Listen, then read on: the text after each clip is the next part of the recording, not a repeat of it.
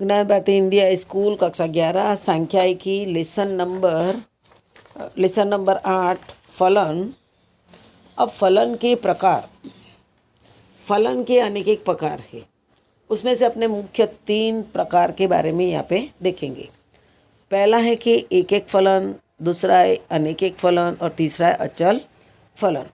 अब पहले फलन में एक एक फलन के माना कि फलन ए समुच्चय बी प्रदेश समुच्चय ए के कोई भी दो भिन्न घटकों के लिए सप्रदेश समुच्चय में प्राप्त बिंदु पर फलनात्मक मूल्य भिन्न हो तो उसे फलन एफ को एक एक फलन कहते हैं।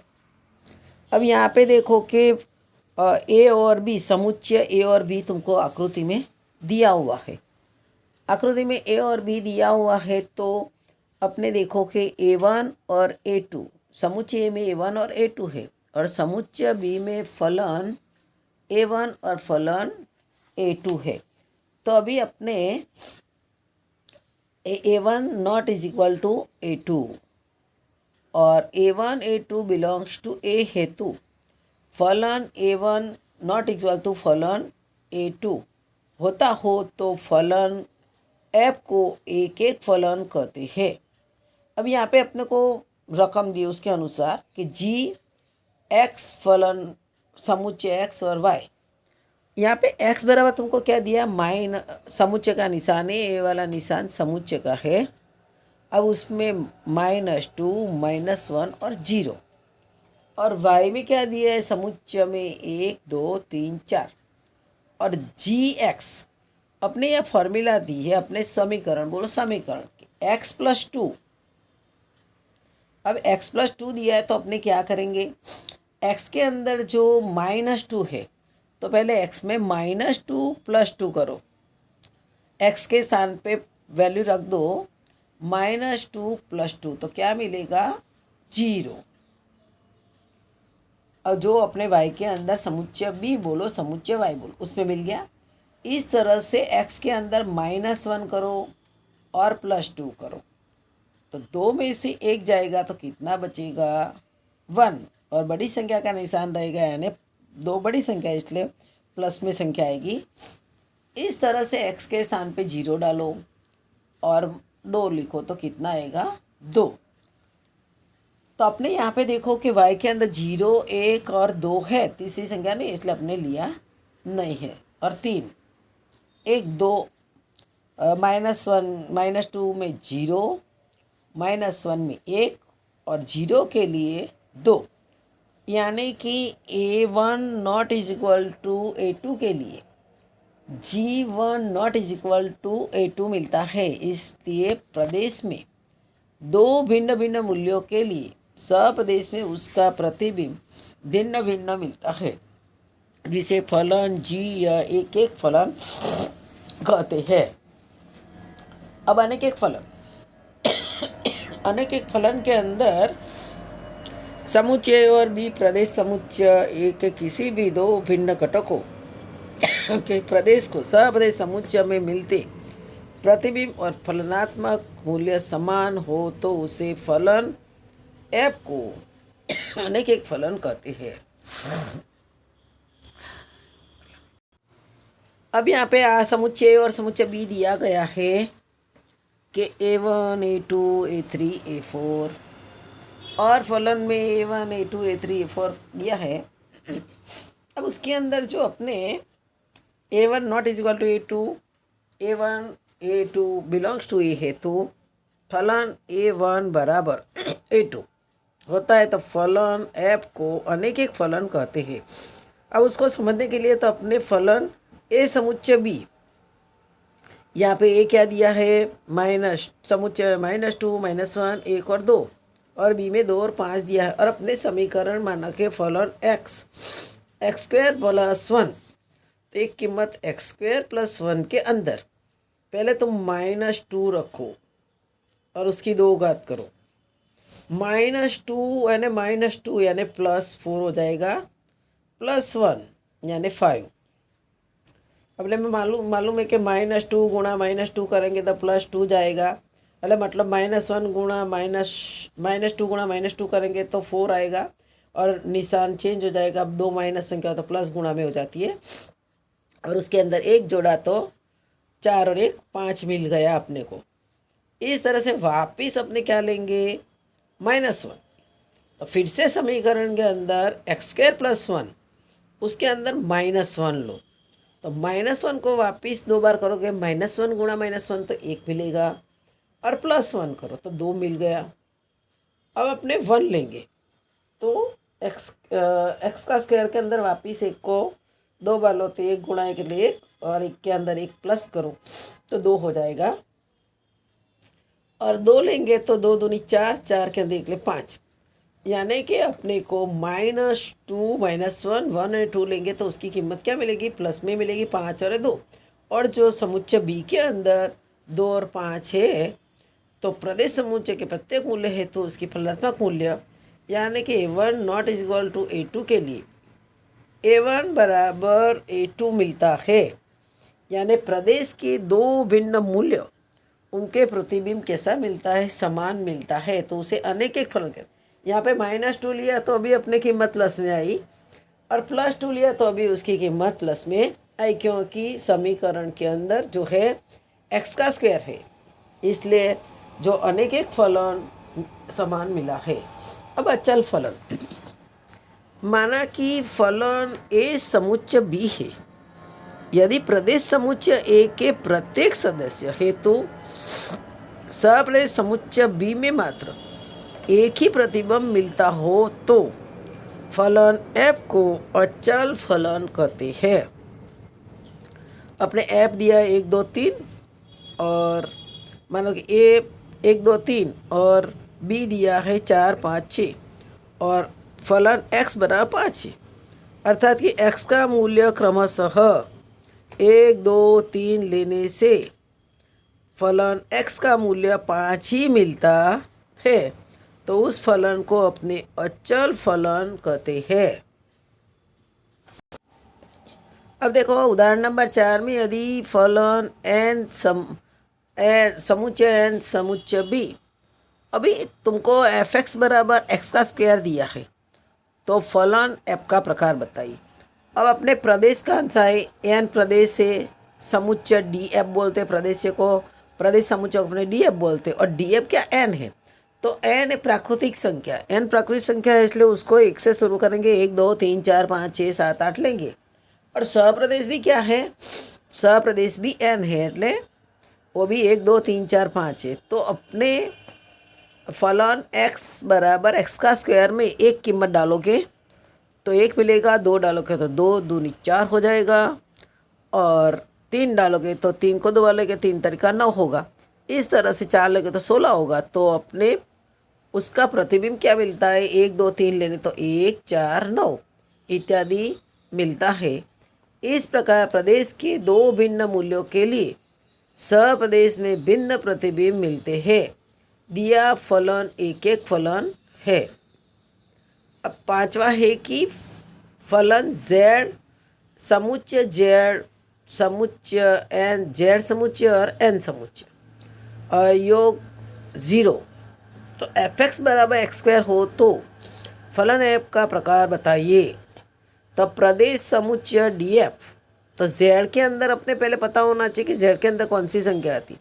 z के अंदर माइनस भी और प्लस भी दोनों आती है, એટલે माइनस अपने मानो कि -3 -2 -1 लिया और n है जो 0 1 2 अपने z के अंदर दोनों आती है, -3 -2 -1 0 1 2 3 और n सप्रदेशी, तो सप्रदेश में क्या है n, तो इसके संग 0, तो अपने 0 1 2 3 4 लेने का है। अब अपने समीकरण क्या दिया है, फलन x, तो x², तब अपने -2 डालो x² એટલે x के स्थान पर -2 का 2 घात तो 4 आ जाएगी, -1 गुणा -1 करें तो 1 आएगा, फिर 0 के अंदर 0 ही आ जाएगा, 1 के अंदर 1 आएगा और 2 के अंदर 2 गुणा 2 4 आ जाएगा, मिलता है। यानी कि प्रदेश समुच्चय के दो भिन्न मूल्यों के लिए -2 और 2 और -1 और 1 के लिए प्रतिबिंब समान मिलता है, इसलिए उसे अनेक एक फलन कहते हैं। अब आगे है छठा कि z और r और f(x) 100 हो तो फलन x का प्रकार निश्चित कीजिए। अब प्रदेश समुच्चय A1, प्रदेश समुच्चय यानी A बराबर DF, पहले प्रदेश समुच्चय DF और उसको z के अंदर क्या -2 -1 0 1 2 3 4 और सप्रदेश क्या है R है, तो B बराबर R है। तो प्रदेश समुच्चय के किसी भी मूल्य के लिए सप्रदेश समुच्चय B के मात्र एक ही प्रतिबिंब मूल्य कितना मिलता है, 100 मिलता है, इसलिए उसे दिया गया फलन को अचल फलन कहते हैं। अब दूसरा है कि किसी एक मास की तारीख और वार के दिन बीच का फलन का प्रकार। तो यहाँ पे महीने में पूरे 4 सप्ताह होते हैं। सप्ताह के वार दिन मास की तारीख अनुसार कम से कम 4 बार पुनरावृत्ति होते, इसलिए उससे फलन को अनेक एक फलन कहते हैं। अब आगे वाला है कि फलन की समानता। दो भिन्न फलन f और g निम्नलिखित शर्तों का समाधान करें तो उन्हें समान फलन कहा जाता है। संकेत में उसे f बराबर g द्वारा दर्शाया जाता है। दोनों फलनों के प्रदेश समुच्चय समान होने चाहिए, अर्थात कि दोनों फलन एक ही प्रदेश पर परिभाषित होने चाहिए। दूसरा के प्रदेश समुच्चय के प्रत्येक घटक x के लिए f(x) बराबर gx होना चाहिए, अर्थात कि प्रदेश के प्रत्येक मूल्य के लिए उनके प्रतिबिंब समान होना चाहिए। संकेत में समान फलन को परिभाषा निम्नानुसार दी जाती है कि फलन a समुच्चय b और g बराबर a समुच्चय c होना हो तथा प्रत्येक x बिलोंग्स टू a के लिए f(x) बराबर gx ही हो तो f बराबर g कहा जाएगा। अब यहाँ पे 7वां उदाहरण दिया है कि f n समुच्चय n f(x) x² और g बराबर z -0 n g और x का स्क्वायर को क्या f और g समान फलन है। फलन f का प्रदेश समुच्चय क्या है, df a बराबर n और g प्रदेश का समुच्चय a बराबर z -0 है, तो दोनों फलन भिन्न भिन्न प्रदेश समुच्चय पर परिभाषित होने से वो समान है नहीं। अब आगे जो 8वां दिया उसमें a समुच्चय b, a के सदस्य अपने दिया है 1 और 3 और b के दिए है 1 4 9 और 16 और f(x) x² है। उसी प्रकार के g a 1 3 और b 1 4 7 9 11 और gx और f(x) 4x -3 हो तो f और g फलन की समानता कैसे, यहाँ पे दोनों फलन एक ही प्रदेश पर परिभाषित हुआ है। अब यहाँ x बराबर 1, f(x) का 1 का स्क्वायर 1 और f(x) बराबर 3 को 3 तरीका 9 और g के अंदर 1 लेंगे तो 4 4 x का, तो x का मूल्य 1 -3 तो 4 1 कम 4, 4 में से 3 गया तो 1 मिलेगा और g का मूल्य 3 लो तो 4 और x की कीमत 3 तो 4 या 12 में से 3 गया तो 9, यानी कि x बिलोंग्स टू a के लिए f(x) बराबर gx के लिए f और g कैसा मिला, समान फलन मिला है। अब आगे 9वां है कि फलन a समुच्चय b f(x) बराबर x -1 4x और g अनुपात में a समुच्चय c gx बराबर 6x + 1 और a दिया है तुमको 1 2 0 1 और 2, तो क्या f और g समान फलन है कि दोनों फलनों का प्रदेश समुच्चय समान है।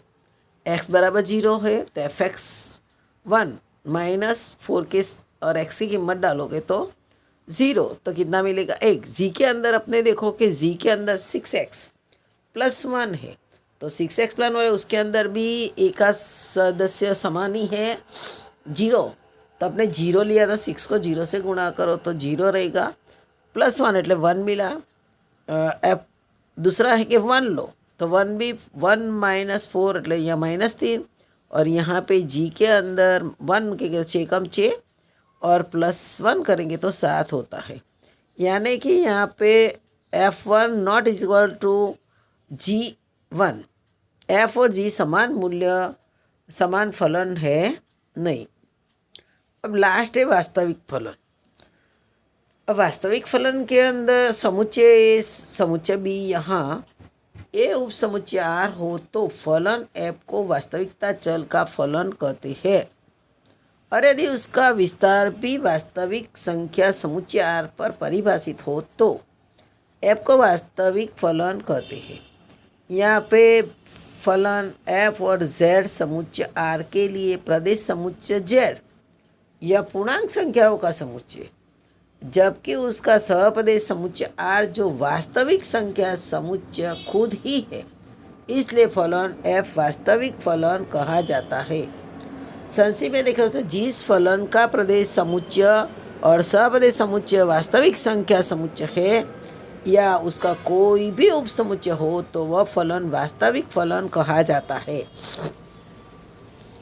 अब अपने जो 10वां उदाहरण है उसके अंदर अपने f(x) बराबर x की 3 घात +1 बटे में x का स्क्वायर माइनस 2x + 1 और x बिलोंग्स टू z -1 और f -2 -1 और 0 प्राप्त करो।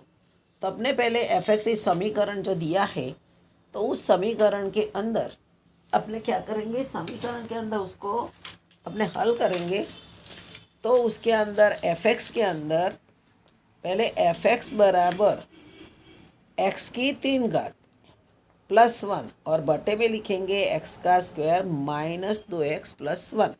तो अपने पहले क्या लेंगे -2, f(x) बराबर -2, तो x के स्थान पे क्या डालो -2 की 3 घात +1 और फिर नीचे बटे में x का स्क्वायर है तो -2 की 2 घात -2 और -2 + 1, तो कितना आएगा -2 को 3 बार लो तो 2 दूनी 4 दूनी 8, कैसा रहेगा माइनस में 3 घात तो माइनस 2 घात हो तो प्लस, सम संख्या तो प्लस, विषम हो तो माइनस।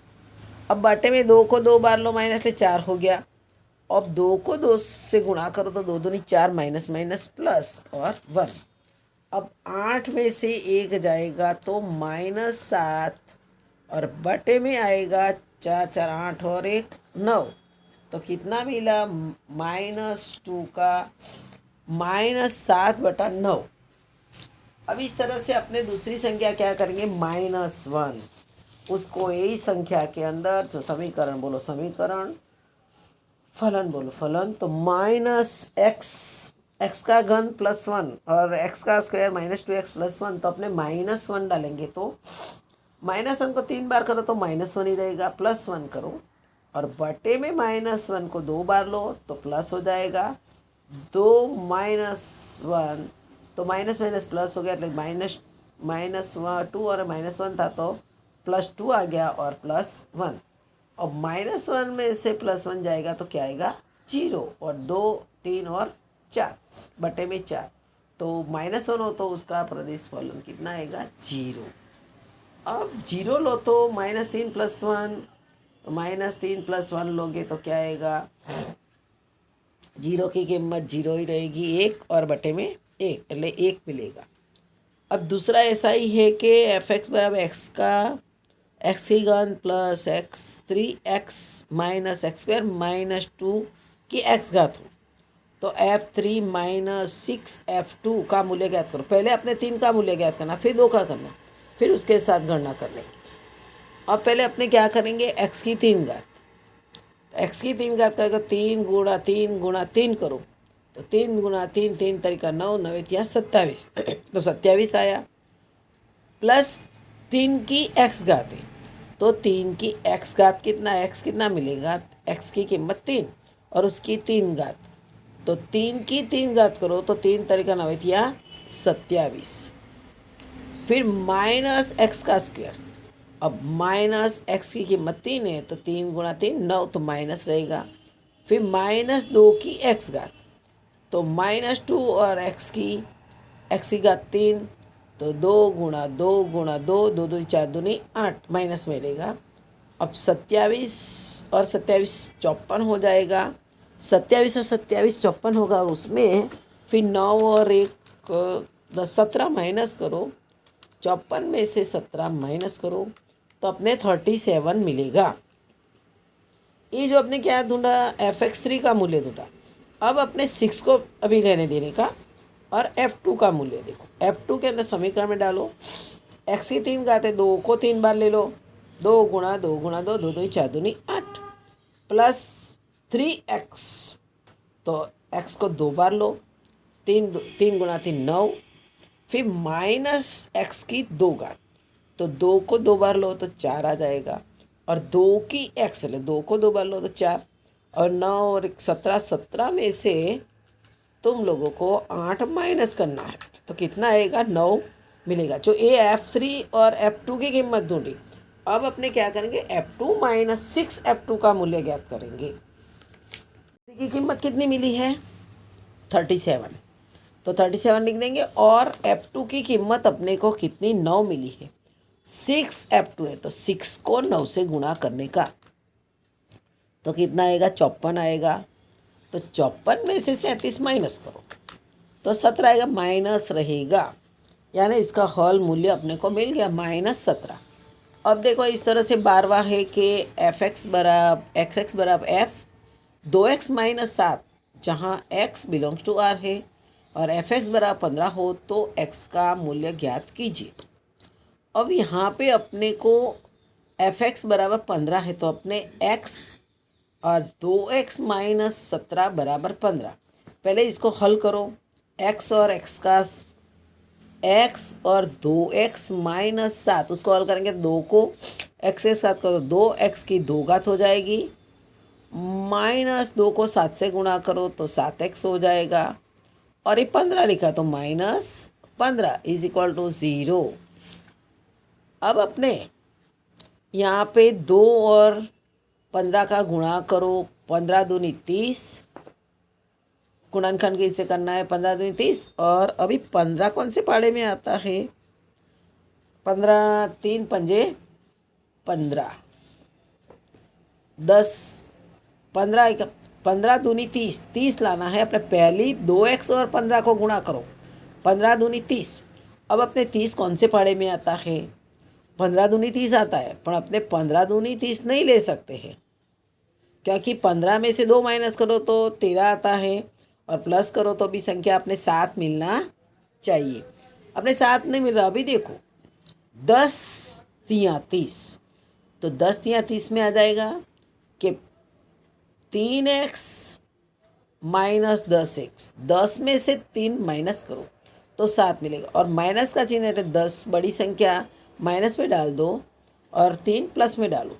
अब अपने उसको हल करो कि 2x² माइनस 10x लो, और प्लस 3x और माइनस 15 इज इक्वल 0। इसमें से कॉमन निकालो, यहाँ 2x कॉमन निकल जाएगा, और फिर x माइनस 5, 2 पंजे 10। अब इसमें से क्या निकलेगा, 3 कॉमन निकलेगा, और x माइनस 5, यानी दोनों कोष्टक x माइनस 5 मिल गया। तो अपने क्या करेंगे, x माइनस 5 और 2x प्लस 3, तो x minus 5 is equal to 0, तो x बराबर 5, क्योंकि -5 को अपने लेफ्ट साइड से राइट साइड ले जाएंगे तो माइनस है तो प्लस हो जाएगा, तो x बराबर 5, और 2x plus 3 is equal to 0, तो 2x बराबर -3, तो x बराबर -3/2, यानी कि उसका मूल्य कितना आएगा, -3/2। अब इस तरह से 13वां उदाहरण भी इसके जैसा ही है। अपने समीकरण fx फलन दिया है x² -4x + 8, हो तो x के कौन से मूल्य हेतु 2x बराबर F2fx हो गया। तो अपने पहले क्या करें, 2 डालो 2x, तो x का स्क्वायर है वहाँ 2x का स्क्वायर -4, और x के स्थान पे वैल्यू कितनी डाली, 2x प्लस 8।